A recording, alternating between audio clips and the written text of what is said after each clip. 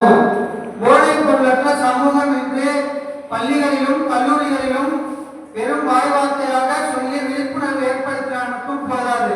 அதனை ஒழிப்பதற்கான நடவடிக்கைகளை தமிழ்நாடு அரசு மிகவும் கவனித்துக் கொண்டு அதற்காக தனியான வெப்சைட்களை உருவாக்கி கொண்டு அதில் புகார்களும் பதிவிடப்படுகிறது. அதற்கான தகவல்களும் யாரிடமும் பகிராமல் அதற்குரிய நடவடிக்கைகள் உடனடியாகவும் எடுக்கப்படுகிறது. இந்த போதைப் பொருள்களை எப்படி யார் பயன்படுத்துகிறார்கள் என்று பார்க்கும் பொழுது 2023 ஆண்டில் ஒப்பிட்டு பார்க்கும் பொழுது 2024 ஆண்டு சற்று குறைவாக உள்ளது என்பதை ஆய்வுகள் கூறுகிறது.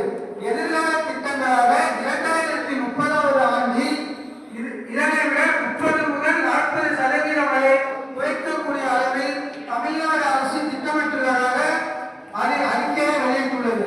இப்போ போதைப் பொருளற்ற சமூகம் இதை நம்ம உருவாக்கணும் அப்படின்னா தமிழ்நாடு அரசு பள்ளி கல்லூரிகளில விழிப்புணர்வு முகாம்கள் ஏற்படுத்தது. அனைத்து கல்லூரிகளிலும் அதற்கென்று தனி முகாம்கள் நடத்தப்படுகிறது. விழிப்புணர்வு போட்டிகள், கட்டுரை போட்டிகள், பேச்சு போட்டிகள் நடத்தப்படுகிறது. சரி, இப்ப நம்ம முதல்ல போதைப் பொருள் எதனால அவங்க யூஸ் பண்றோம் அப்படின்னு பார்க்கிறப்ப பள்ளி கல்லூரி மாணவர்கள்ட்ட பார்க்கும் பொழுது முதலில் என்ன இருக்குன்னா அவங்க தனிமையில இருக்கும்போது நண்பர்களுடன் பழகும் போது தவறான சேர்க்கையின் காரணமாக முதல்ல அந்த நண்பர் என்ன பண்றாரு, ஒரு தவறான பழக்கத்தை ஈடுபடுறாரு. அதை பார்த்து இந்த பையன் என்ன பண்றான், ஆசைப்படுறான். தன்னுடைய ஆசையின் காரணமா அவங்கள்ட்ட போய் என்ன பண்றான், ஒரு ஆசையின் காரணமாக விளையாட்டுத்தனமா ஒரு போய் வாங்கிட்டா அது என்ன பண்ணுது, திரும்ப திரும்ப அவனுடைய உடலை முழுவதும் வாங்குது. இப்ப என்ன பண்ண, அவன் சாப்பிட வாங்கி அந்த வாரத்தில் இருக்கும் பொழுது அவர்களுக்கு பழக்கப்படுகிறது. இதை அவன் விளையாட்டாக செய்து கொண்டிருக்கிறான். ஆனால் அவனுடைய உடம்பில் கல்லீரல் பாதிப்பு, நரம்பு தளர்ச்சி, கோமா, மூளைச்சாவு அளவுக்கு அதிக வாய்ப்புகள் இருக்கிறது. உதாரணமாக இப்ப போதைப் பொருள் பயன்படுத்திட்டு ஒரு மாணவன் வண்டி ஓட்டுறான்னு வச்சுக்கோம். இப்ப அதற்காக இந்த 2024 ஆண்டு 18,007 நபர்கள் போதைப் பொருள்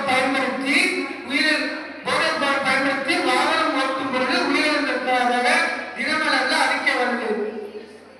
அது மட்டும் இல்லாம 2024-25 ஆண்டு 80,558 பேருடைய ஓட்டுநர் உரிமங்கள் ரத்து செய்யப்பட்டிருக்கிறது.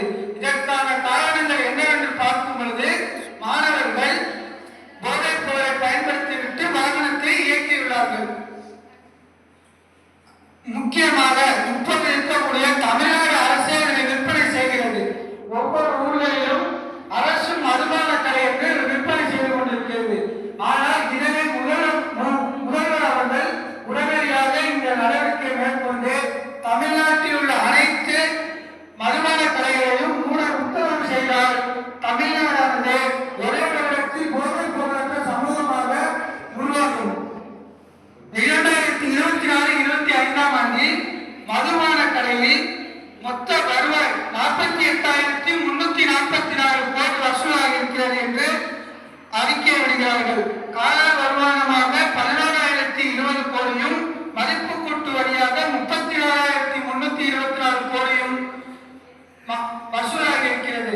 ஆனால் தமிழக முதல்வர் அவர்கள் தமிழ்நாட்டில் மதுபான கடைகளை மூட உடனடியாக உத்தரவு எடுத்தால் மட்டுமே போதைப் பொருளற்ற சமூகமாக மாறும். இப்போ போதைப் பொருளை பயன்படுத்தலாம். ஒரு வீட்டுல அவருடைய அப்பா இருக்காரு, அவங்க அம்மா இருக்காங்க, வருமானம் ரொம்ப கம்மியா இருக்கு.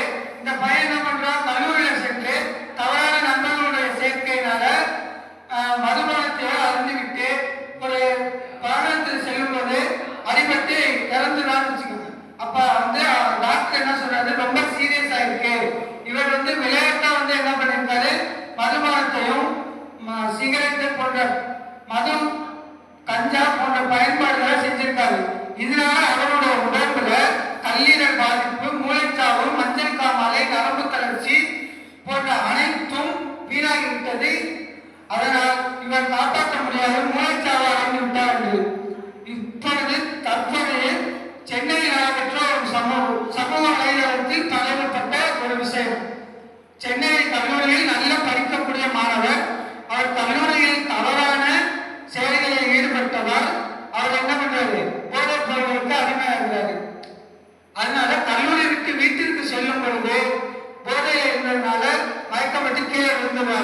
அவரை 108 ஆம்புலன்ஸ்ல அழைச்சிட்டு போய் ஹாஸ்பிட்டல்ல அட்மிட் பண்றாங்க. அவங்களோட பெற்றோர்கள் வராங்க. அப்ப என்ன ஆகும் அப்படின்னா டாக்டர் சொல்றாரு, இந்த மாதிரி உங்களுடைய பையன் வந்து அதிகமான போதைப் பொருளை உட்கொண்டிருக்காரு, அதனால அவர் வந்து மூளைச்சாவு அடைந்து விட்டாரு. அவருடைய அம்மா சொல்றாங்க கண்ணீரோடு, என் மகன் உயிரோடு இருக்கிறான், ஆனால் உயிருடன் இருக்கிறான் போல எனக்கு தெரியவில்லை என்று சொல்லும் பொழுது நம்மளுடைய மனம் குமுறல் ஏற்படுகிறது. எனவே நான் இறுதியாக ஒரு கவிதை எழுதியிருக்கிறேன், அதை கூறிவிட்டு வாக்களித்தமைக்கு நன்றி கூறுகிறேன். போதை, உலகை மறக்கும் போதை, உணர்வை இழக்கும் போதை. உலகை மறக்கும் போதை, உணர்வை இழக்கும் போது. கட்டிய துணி அவிழ்வது தெரியாது, கட்டிய துணி அவிழ்வது தெரியாது, கொட்டும் கோபம் உமிழ்வது புரியாது. ஒட்டிய உறவுகளை மதித்திடும், வீண் சண்டைகளை வளர்த்திடும். தலைவர் புரியாமல் ஆடுவான், அகிலத்தை மறந்தே பாடுவான். தலைவர் புரியாமல் ஆடுவான், அகிலத்தை மறந்தே பாடுவான். விடியல் ஒன்று உண்டெனில் அது குடிபோதை துறந்த பொருந்தினே. விடியல் என்ற ஒன்று உண்டெனில் அது குடிபோதை துறந்த பொருந்தினே. வாய்ப்பளித்த